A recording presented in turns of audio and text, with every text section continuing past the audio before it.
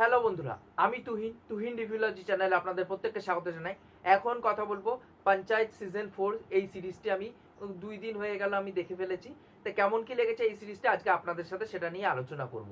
তা দেখুন, আমি এই সিরিজটি দেখেছি এবং দেখে একটাই কথা বলতে চাই, এই সিরিজটা কিন্তু আমার যে এক্সপেকটেশন ছিল সেটা কখনোই ফুলফিল কিন্তু করতে পারেনি।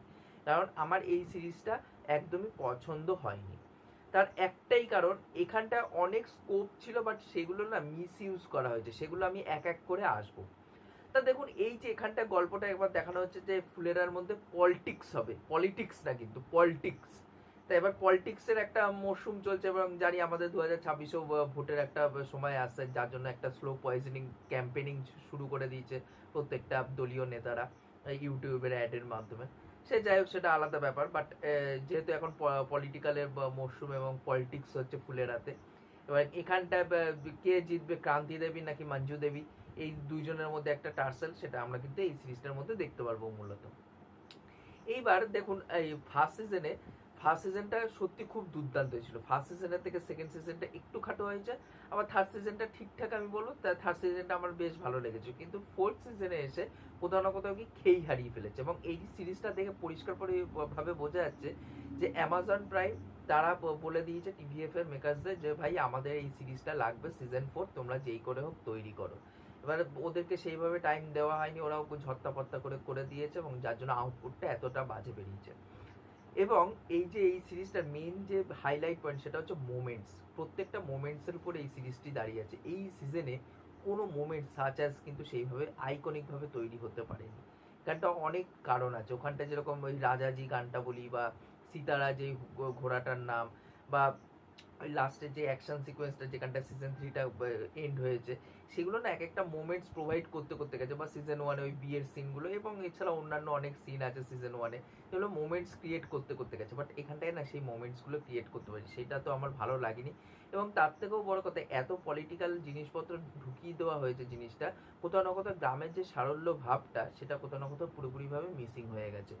আর তার থেকেও আরেকটা জিনিস আমার দেখে এটা খারাপ লাগে যে একটা জায়গায় ড্রামা মানে খুব দুর্দান্তভাবে ওয়ার্ক করতে পারতো, সেই জায়গাটা তারা পুরোপুরি মিস অপরচুনিটি হয়ে গেছে বলে আমি মনে করি। তার একটাই কারণ, দেখুন একটা জায়গায় আসে যখন প্রহ্লাদ চা এবং বিকাশের বউকে নিয়ে একটা কটূক্তি মন্তব্য করে হচ্ছে আমাদের ক্রান্তি দেবী, এবং তখন বিকাশের বউয়ের সাথে ক্রান্তি দেবীর একটা ঝামেলা শুরু হয়ে যায়।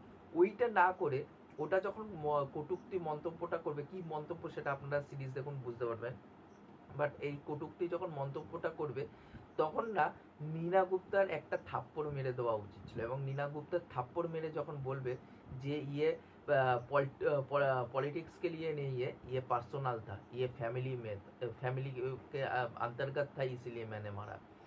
তাহলে না ওই জায়গাটা আরো বেশি ওয়ার্ক করে যেত, আরো এক নচ উপরে উঠে যেত। ওই জায়গাটা যদি ওরকম ডায়লগ বসাতো, আর যদি আমাদের এখানটায় নীনা গুপ্ত থাপ্পড়টা মারতো, মানে এক লেভেল উপরে উঠে যেত ওই জায়গাটা, কিন্তু সেটা কিন্তু হয়নি।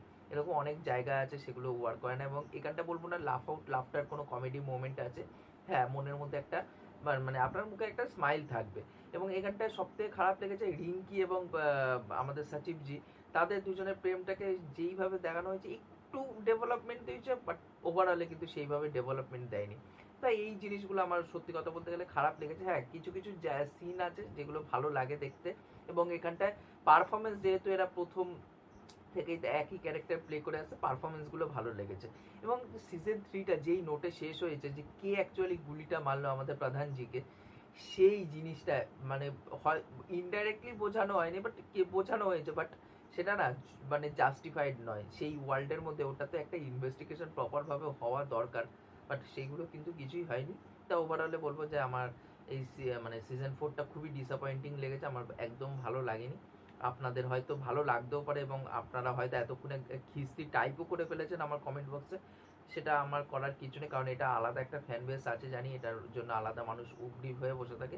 বাট আমার কিচ্ছু করার নেই, আমার সিজনটা কিন্তু ভালো লাগেনি। আপনাদের কেমন কি লেগেছে সেটা নিচে অবশ্যই কমেন্ট করে জানাবে। আর এই ভিডিওটি ভালো লাগলে অবশ্যই লাইক শেয়ার সাবস্ক্রাইব করে পাশে থাকবেন, তাহলে মোটিভেশন পাবো নতুন নতুন ভিডিও বানানোর জন্য। এখনকার মতন টাটা, বাই।